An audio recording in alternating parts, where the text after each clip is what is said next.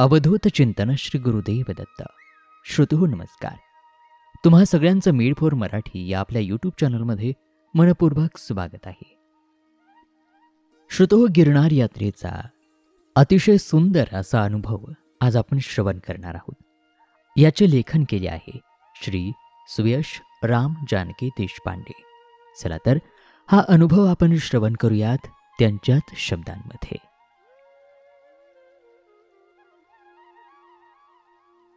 गिरनार.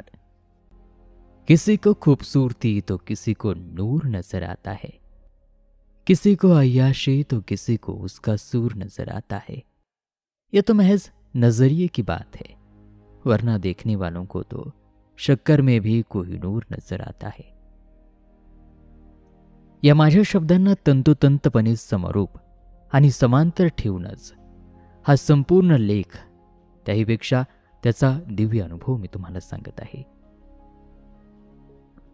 खरं तर आपल्या आयुष्यामध्ये आपण अगदीच थोडा वेळ आपल्या गुरूंना देतो किंवा त्यांची सेवा करण्याकरिता व्यतीत करीत असतो. यामध्ये मुळीच दुमत नसावे. हे म्हणजे अगदी त्याप्रमाणे आहे ज्याप्रमाणे कृतज्ञ लोक आपल्या कामामध्ये किंवा पैशातच मनाना गुंतल्यानंतर अगदी कर्तव्य म्हणून आपल्या जन्मदात्यांना एखादा कॉल करतात. पण अर्थातच डझनभर आंब्यामध्ये एखादा तरी सडका निघतोच ना. हे उदाहरण अगदी आत्ताच्या काळासाठी घेणार असू तर डझनभर सडक्या आंब्यांमध्ये एखादाच रसाळ आंबा असतो. फक्त आता ज्याप्रमाणे तो एक सडका आंबा बाकीचे आंबे नासवतो, त्याच सूत्राने एक रसाळ आंबा इतर सडक्या आंब्यांवर प्रभाव पाडू शकेल एवढीच काय ती इच्छा आपण सारे बाळगू शकतो. असाच एक रसाळ आंबा अर्थात तो एके दिवशी दोन्ही पाय पसरवून आणि डोळे सताड उघडे ठेवून तशा गादीवरती लोळत पडला होता. संपूर्णतः अंधारलेल्या खोलीत एका लहानशा खिडकीतून चंद्राचा प्रकाश अधिराज्य गाजव पाहत होता. आणि एखाद्या योगसाधनेच्या ठिकाणी नजीक कोणीतरी मशीनने रस्ता खोदण्याचे काम अचानकपणे सुरू करून योगसाधनेचा मूळ उद्देश चुरगळून टाकावा. त्याचप्रमाणे त्याच्या मामे भावाच्या घोरण्याचा आवाज रात्रीच्या त्या शांत वातावरणात आलेली माझ्या पायदळी तोडत होता. जवळजवळ घड्याळाच्या क्षणकाट्याच्या वेगाने फिरणारा पंखा बघत तो मनातल्या मनातच उद्याच्या दिवसाचे गणित मांडत होता. कार्यकाळ संपवून पायउतार होण्याच्या अधिकाऱ्याप्रमाणे थोड्याच वेळाने आपली जागा सूर्य व्यापणार आहे हे समजल्याने इंद्र हळूहळू हालचाल करायला लागला. मुळातच अध्यात्माला बऱ्यापैकी धरून असणारा आणि अंधश्रद्धेपासून कोसो दूर असणारा काहीसा त्याचा आयाम. दत्तात्रयांवर प्रचंड श्रद्धा, पण कोणीही सिद्ध पुरुषाला काठी करत दत्तगुरूंपर्यंत पोचवण्याच्या मार्गाचा कट्टर विरोधी. त्याचं कायम म्हणणं असायचं की जर मला माझ्या आयुष्याचे निर्णय पूर्णपणे त्यांच्यावर सोपवायचे आहेत तर मग ते सांगण्यासाठी आधार कशाला हवा. हे म्हणजे आपल्याच आईला इतरांकडून आपली खुशाली कळवण्यासारखं नाही का होणार. यावर काही नाही त्याला उदंड समजत असं देखील सांगून बघितलं. अरे, त्यांच्यापर्यंत पोहोचण्याची ज्यांची योग्यता आहे तेच आपल्याला मार्ग दाखवू शकतात. त्यावर त्यांनी ठणकावून सांगितलं होतं, अहो, जर मी त्यांच्या शिष्यत्वाला कमावण्यासाठी पात्र नसतो तर त्यांनी मला त्यांचा लळा लावलाच असता का. माझी योग्यता नसेलही ती ते करून घेतील आणि नंतरच मला शिष्यत्व बहाल करतील, पण म्हणून तोवर माझ्या श्रद्धेमध्ये तुटवडा नाही येणार.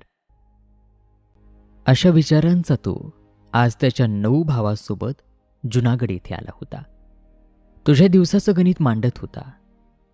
तो खरं तर त्याच्यासाठी खूप महत्वाचा दिवस. आज तो आणि त्याच्या 9 भावंडा श्री गिरनार पर्वत चढून दत्तात्रयांच्या सानिध्यात जाणार होते. त्या दिवसापासून जवळजवळ 1.25 वर्षांपूर्वी ज्यावेळी त्याचे आईवडील गिरनार चढून आले होते तेव्हापासून त्याच्या मनामध्ये गिरनारने विलक्षण आकर्षण निर्माण केलं होतं. आपल्या गुरूंना भेटण्याची ओढ तर होतीच, पण योग जुळून येत नव्हते. अर्थात दत्तदर्शन हे दत्तप्रभू जोवर बोलवत नाही तोवर घडवू शकत नाही हे त्यांना ठाऊक होतंच. आणि कदाचित याचमुळे प्रचंड आकर्षित झालेला असूनही तो अगदीच आतताईपणा करीत नव्हता. या 1.25 वर्षात त्याचे प्रयत्न चालूच होते आणि त्यासोबतच किंबहुना त्याच्यापेक्षाही जास्त प्रमाणात प्रयत्नशील होते ते त्याचे भावंड. हळूहळू तयार होत गेलेले एकूण 10 जण या 1.25 वर्षाच्या काळात समरूप झाले होते. ही सगळी भावंड प्रचंड जिव्हाळ्याची. यापूर्वी त्यांनी पिठिकापूर, गाणगापूर, अक्कलकोट, नरसिंहवाडी, कारंजा लाड या दत्तक्षेत्रांना एकत्रच मजल मारली होती. अर्थातच ती महाराजांनी घडवून आणलेली घटना होती हे आलंच. यावेळी सुद्धा 10 जण एकत्र झालेत आणि योजना सुरू झाली. ही केवळ आभासी रूपातच होती हेही तेवढंच खरं, पण अखेर त्यांच्या इच्छेला मार्ग सापडू लागले होते. आपल्या बालपणी जेव्हा आपल्या सख्या भावाला, बहिणीला त्यांनी हट्टाने कमावलेले चॉकलेट मिळवायचं, त्यावेळी त्यांच्यासोबत आपल्याला सुद्धा आपले आईवडील चॉकलेट आणून द्यायचेच की, ज्यामध्ये एकूणच त्यांनी केलेल्या हट्टामुळे आपला फायदा व्हायचा. बहुधा अगदी असंच 10 जणांनी एकत्र दर्शवलेल्या इच्छेला, त्याहीपेक्षा हट्टाला महाराजांनी साथ घातली होती आणि सगळ्यांना बोलावून घेतलं होतं गिरनारला. पाण्यात एखादा रंग पडताच त्याचे रूप बदलावं, तसंच आकाशावरती आता सूर्याच्या केशरी रंगाने आपली पकड मजबूत केली होती. जुनागड शहरावर तसाच चंद्र चांदण्यांचा प्रभाव जास्त, पण म्हणून येथील लोकांनी सूर्याला स्वीकारलेच नाही असं कदापि नाही.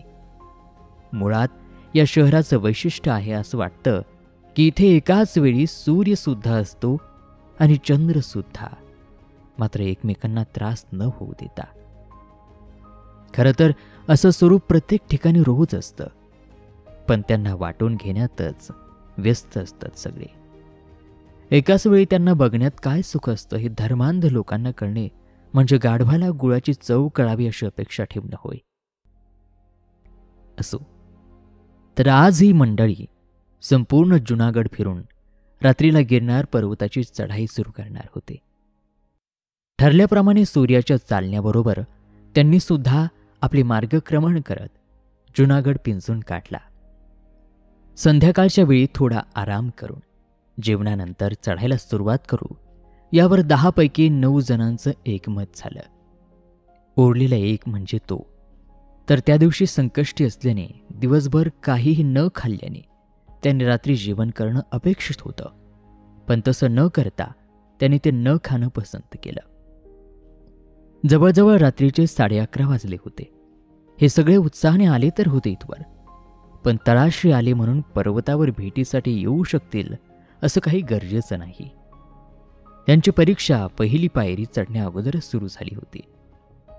ज्यावेळी ते त्यांचं हॉटेल सोडत होते त्यावेळी सहज हॉटेलवरील एका माणसाशी तो बोलत होता आणि तो म्हणाला की आम्ही उद्या संध्याकाळी 7च्या आसपास परतू, त्यामुळे तोवर आमच्या बॅग्स फक्त ठेवल्या तर चालतील का? उत्तर आलं ते या सगळ्यांना रिॲलिटी चेक करायला लावणारं. हाँ रखो ने, मेरे रूम में रखवा दो, वैसे भी आप 11 तक आ ही जाओगे, 5000 सीढ़ियाँ चढ़ के उतरने में 7 बात नहीं बचते. अहो पण आम्ही दत्तशिखरापर्यंत जाणार आहोत, 9999 पायऱ्या, तो म्हणाला. यावर समोरचा माणूस कुत्सितपणे हसला. दत्तशिखर, तुम्हारी औकात नाही हा. त्याचं बोलणं जरी गुजराती भाषेसारखं गोड असलं तरी भावार्थ या सगळ्यांना धडकी भरवणारा होता. पण सुदैवानं कुठेही न डगमगता त्यांनी गिरनार पर्वताचा पायथा गाठला. भगवंताला भेटण्यासाठी लागणारी योग्यता प्रत्येकातच असते असं नाही, पण ती आपल्यात आहे की नाही हे तपासण्यासाठी भगवंत आपल्यासमोर आपसुकच अशी स्थिती निर्माण करत असतो हे मात्र खरं. पायथ्याला येताच आज महाराजांनी या सगळ्यांसमोर दुसरा चेकपॉइंट टाकला. रात्री सुमारे 12:30ची वेळ असल्याने तेथील सुरक्षा रक्षक यांना काही सूचना करू लागला. संभाल के जाना, या फिर मेरे मानो तो सुबह शुरुआत करो. रात में यहाँ पर शेर आता है, कल रात की बात है, यहाँ तक आया था और कुत्ते को उठा ले गया.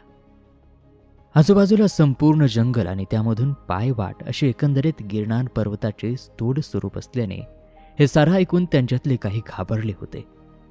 पण तो मात्र या सगळ्याची आधीच मानसिक तयारी करून आला असल्याने त्यांनी पहिल्या पायरीच्या दिशेने पाय वळवले. तो जो भी करेगा मुझे खुद जैसा कंसिडर करके करना, असं कायम म्हणत आलेला त्याचा आत्तेभाऊ शब्दाप्रमाणे वागला आणि त्याच्यासोबत चालायला लागला. सोबतच सगळेच आता उत्साही असल्याने पहिल्या पायरीजवळ येऊन पोचले आणि यांना जुनागड फिरून अगदी मोठ्या भावाप्रमाणे मदत करत गिरनार पायथ्यापर्यंत आणून सोडणारा इसम म्हणजे इम्रान भाई तिथून निघून गेला. खरं तर भगवंत या अत्यंत श्रद्धाळू संज्ञेपर्यंत पोहोचण्यासाठी धार्मिक अक्षरांचा अडथळा निर्माण होऊ शकत नाही, कारण ही भावना मुळातच निखळ आणि स्वच्छ असते. सर्वजण गिरनार पर्वत पहिल्यांदा चढत होते. तसं यापूर्वी त्यांनी गिरनार पर्वताबद्दल बरंच ऐकलेलं होतं, पण अनुभव आणि ऐकीव बातमी यामध्ये चंद्र आणि सूर्य यामधील अंतरा एवढी तफावत असते हे सत्यच होय. पहिल्या पायरीजवळील हनुमानाच्या मंदिरासमोर डोकं टेकवून झोकलेले ते 10 जण महाराष्ट्रातील विदर्भातील यवतमाळ, दिग्रस, अमरावती, मालेगाव, नागपूर आणि कारंजा लाड या भागातील होते. प्रत्येकजण आपापल्या क्षेत्रामध्ये कार्यरत होते. बऱ्यापैकी पैसे सुद्धा कमवत होते. या सर्वांमधील त्याचे मूळ गाव कारंजा लाड आणि हे सर्वजण त्याचे मामी भाऊ, मावस भाऊ, आत्ते भाऊ आणि 3 जीवश्य कंठस्थ मित्र.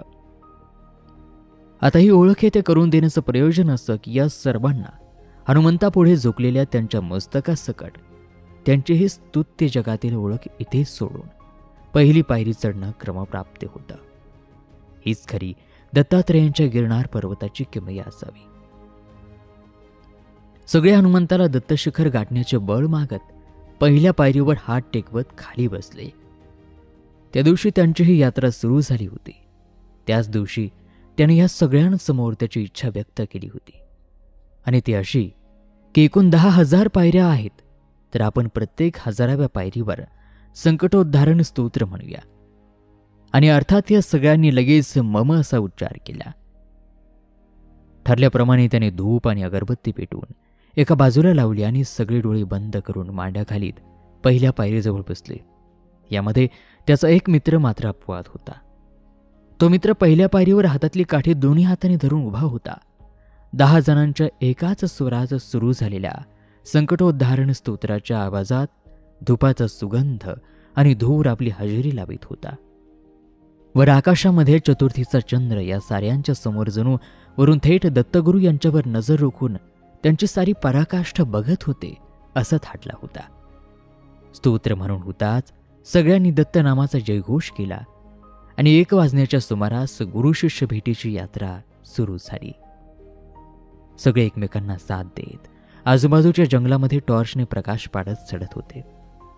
त्याने मात्र टी-शर्ट उतरवलं होतं आणि विना टी-शर्ट शक्य तेवढं चढेन असं म्हणत पायऱ्या पादाक्रांत होत होत्या.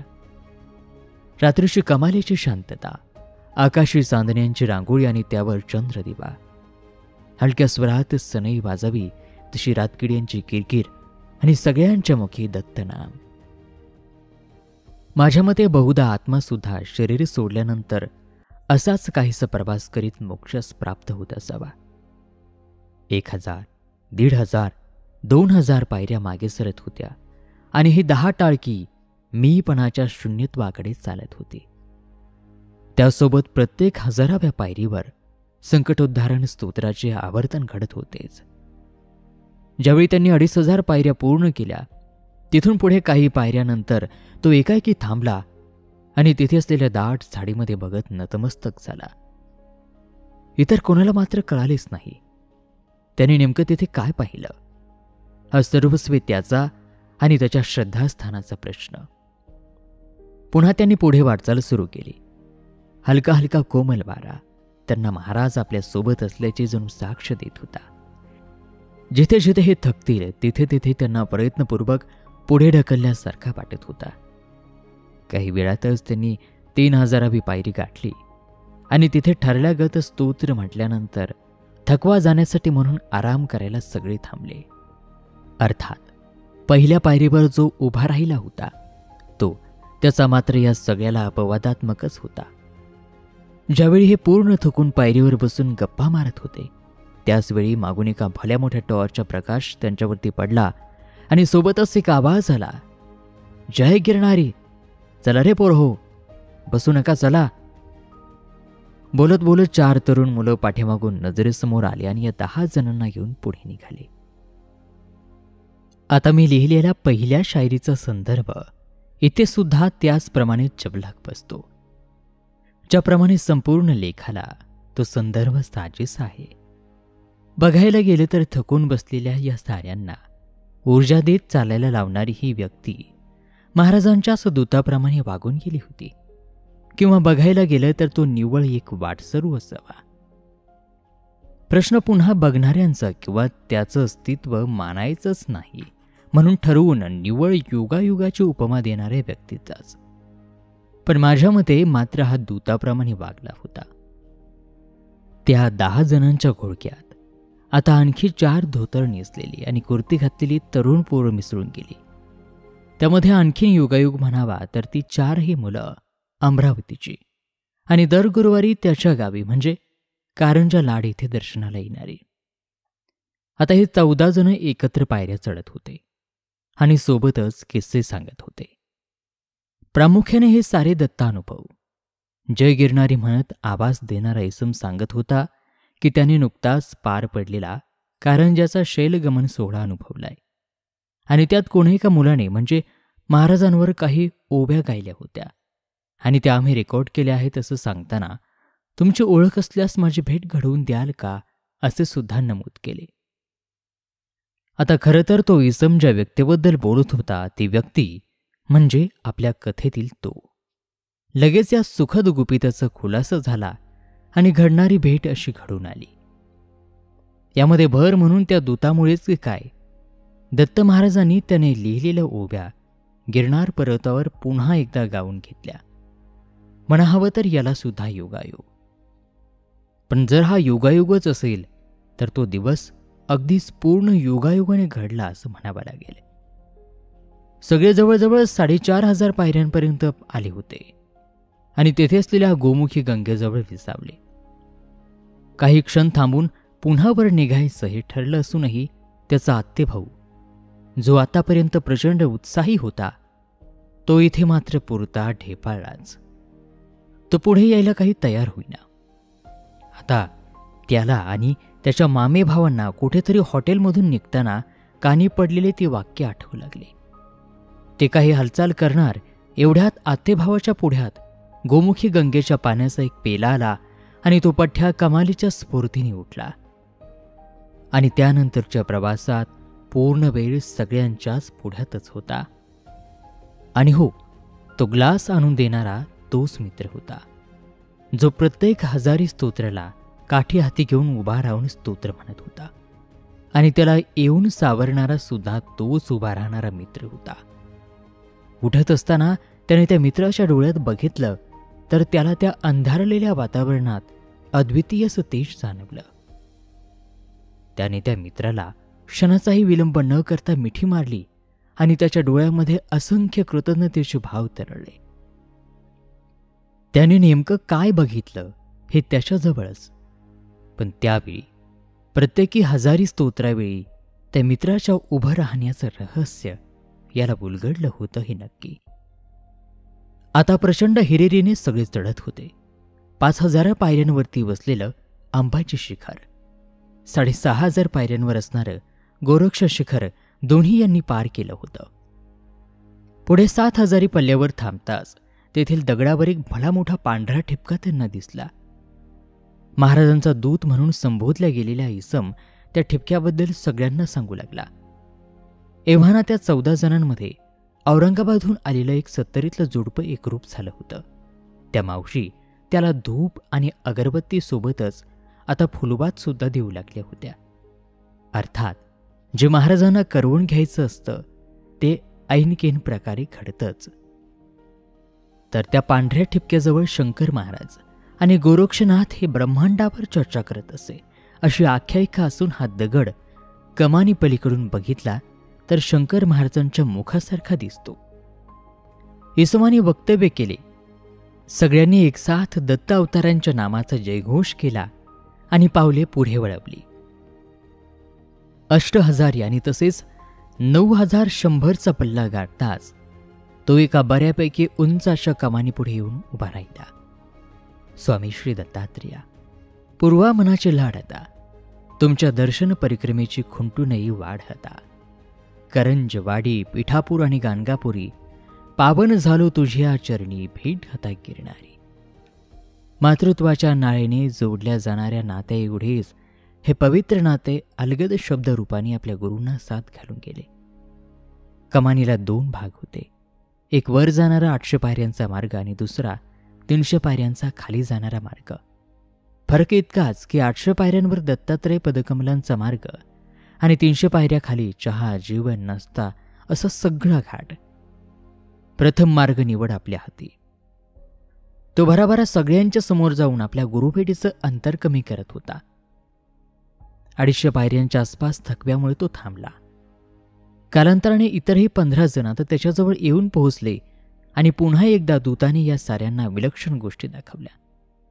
पर्वताच्या काही दगडाचे असे आकार घडले होते जण गरुड पक्षी, कासव, हत्ती हे स्थूल रूपाने महाराजांच्या दरबाराची सेवारूपी सुरक्षा करण्यास हजर असावे. खरं तर आलेल्या या 10 भावंडांपैकी एकानेही यापूर्वी गिरनार चढला नसल्याने या सर्व विलक्षण गोष्टींबाबत त्यांना माहीतही नव्हते. एवढंच काय, जर ती 4 मुले यांना भेटली नसती तर त्यांना या गोष्टीचा उलगडच झालाच नसता आणि अनुभव सुद्धा आला नसता. गुरु आपल्या भक्तांना आपल्यापर्यंत आणण्याची आणि सर्वस्वाने आपलंसं करण्याची जबाबदारी स्वहस्ते पेरत असतात. हे अबाधित आणि त्रिकालातीत सत्य होय. मी त्या इसमास महाराजांनी पाठवलेला दूत का म्हणालो हे एव्हानं कळलं असावं. पुढे जाताना अनेकदा त्याच्या पायामध्ये गोळा आल्याने तो थांबत होता. पण मुळात गोळा येणे हे निमित्त मात्र. कारण जिथे तो थांबायचा तिथे हमखास नव्याने शिल्पाकृती गवसायची. गणपती, महादेव, साप इत्यादी आकृती आता त्याने इतरांना दाखवल्या. अर्थात त्याच्या कर्वी महाराजांनीच. एकमेका सहाय्य करू, अवघे धरू सुपंथ या ओळीच्या अर्थात हात घालत सगळेच अखेर फक्त 50 पायऱ्या दूर राहिलो होतो. मंदिर अजून उघडायचं होतं. त्या शेवटच्या 50 पायऱ्यांवर अगोदर पोहोचलेले असंख्य भक्त थांबलेले होते. सुरुवातीपासून महाराजांची साक्ष देणारा मंदगती वारा गेल्या 300 पायऱ्यांपासून जीवघेणी परीक्षा घेत होता. पण ती पार करत सारे गुरूंजवळ येऊन पोहोचलो होतो. या वाऱ्यातही जमेल तेवढा वेळ विना टी शर्ट चढायचं असं ठरवणारा तो पूर्ण चढाईभर विना टी शर्ट होता आणि आता दत्तात्रयांचं नामस्मरण करू लागला. काही वेळाने सूर्याने हलकसं आपलं डोकं वर काढलं. चंद्र आधीच आकाशामध्ये तळ ठोकून होता. दोन्ही पुत्रांनी हाक द्यावी आणि मातापित्यांनी लगेच ओढ द्यावा तशा प्रकारे मंदिराचा दरवाजा उघडला. हळूहळू सगळे दर्शन घेत खाली येऊ लागले आणि अखेर त्याने उंबरा मागे सारला. 9999 पायऱ्यांनंतर आणि 3 पर्वत सर केल्यानंतर त्याच्यासमोर एक 10 बाय 10ची खोली दिसत होती. दिसायला जरी 10 बाय 10ची असली तरी अब्जावधी प्रारब्धाचं गणित विस्तारणारी विलक्षण नगरी होती ती. मिनिट काट्याच्या वेगाने पुढे जाणाऱ्या गर्दीतून अखेर तो त्याच्या गुरूंच्या पादुकांसमोर आला. गर्भात निर्माण झालेल्या पहिल्या तुकड्यापासून ते वयाच्या 21व्या वर्षांपर्यंत घडणाऱ्या सगळ्या घटनांना कैक पटीने गुणल्यास ज्या आनंदाची प्राप्ती होईल त्यापेक्षाही अधिक आनंद त्याच्या डोळ्यांमध्ये दिसत होता. त्याची परवानगी सुद्धा न घेता घळाघळात त्याचे अश्रू वाहू लागले आणि तो स्तब्ध झाला. 5-10 मिनिटं गुरूंशेजारी बसला आणि विशेष म्हणजे त्याच्या अगोदर सर्वांना घाई करीत असणारे गुरुजी त्याला मात्र काहीही म्हणाले नाहीत. मनसोक्त दर्शन घेऊन, गुरूंशी संवाद साधून आणि सर्वस्व त्यांना अर्पण करून अखेर त्याने खाली येण्यास सुरुवात केली. अपार वात्सल्याची प्राप्ती झाल्याची अनुभूती त्याला होत होती. माझ्या मते ही वात्सल्य प्राप्ती केवळ जन्म घेतेवेळी आणि मृत्यूवेळी होत असते. कारण वात्सल्य हे आत्मिक समाधान असतं. अनुभव तो घेत होता आणि पूर्णत्वाने भारावून गेलेला तो कमानीच्या खालच्या बाजूला गेला. दर सोमवारी या ठिकाणी आपोआप एक अग्निध्वनी पेट घेते आणि ती खुद्द दत्त महाराजांच्या कमंडलूतून पडलेल्या निखाऱ्याने उत्पन्न होते अशी देखील लोकांची धारणा आहे. ती ध्वनी बघण्यासाठी तो दरबारी पोहोचला. दिगंबरा दिगंबरा श्रीपाद वल्लभ दिगंबरा समोर असलेल्या लाकूड रचनेकडे बघत लोकांनी प्रचंड उत्साहाने नामघोष सुरू केला. जवळजवळ अर्धा तास हा नामघोष सुरू असताना अचानक त्या लाकूड रचनेने पेट घेतला आणि त्या ज्वाळा 2 पुरुष उंचीपर्यंत दिसू लागल्या. धारणेबद्दलच्या सत्याचा विचार न करता तो त्याच ज्वाळांनी भारून गेला आणि पुन्हा त्याच्या डोळ्यांच्या कडा भिजल्या. गुरुप्रेमात आकंठ बुडालेला तो आता मनाने कायमचा गिरणारवासी झाला होता, यात कोणीही आक्षेप घेऊ शकत नाही. खरं तर भगवंताच्या अस्तित्वावर प्रश्न निर्माण करणाऱ्यांवर भगवंत कधीही नाराज होत नाही आणि अगदीच त्याच्यावर निर्भर राहणाऱ्यावर सुद्धा कायम तो वरदहस्त ठेवून असतो असेही नाही. या सगळ्यांमध्ये महत्त्वाचं स्थान असतं ते फक्त विश्वास आणि श्रद्धेचं, आणि त्याहूनही अधिक श्रेष्ठ असतं आपलं कर्म. आपण कुठे आणि कसं कर्म करतो यावरच आपल्या पालकांची ओळख असते. मग भगवंत कर्मा वाचून आनंदी कसं होणार? अनुभव ऐकून तसे अनुभव मिळावे म्हणून तीर्थक्षेत्रास जाणारे आपल्या आईवडिलांच्या नावे असलेल्या संपत्तीसाठी त्यांच्यावर प्रेम करणाऱ्यांच्या रागेत असतात. हे मात्र या अनुभवांती लक्षात घ्या. या सगळ्यांच्या सरतेशेवटी उरते ती फक्त श्रद्धा आणि स्फूर्त ते तुमचं कर्म. अवधूत चिंतन श्री गुरुदेव दत्त. आणि श्रोतो, याचबरोबर हा दिव्य आणि अतिशय उत्कृष्टपणे लिखाण केलेला हा लेख श्री सुयश राम जानकी देशपांडे यांच्याद्वारे लिखित हा अनुभव या ठिकाणी समाप्त होत आहे. आजचा हा अनुभव तुम्हाला कसा वाटला मला कॉमेंट करून नक्की सांगा. आणि हो, अशाच नवनवीन व्हिडिओसाठी पाहत रहा मेड फॉर मराठी. धन्यवाद.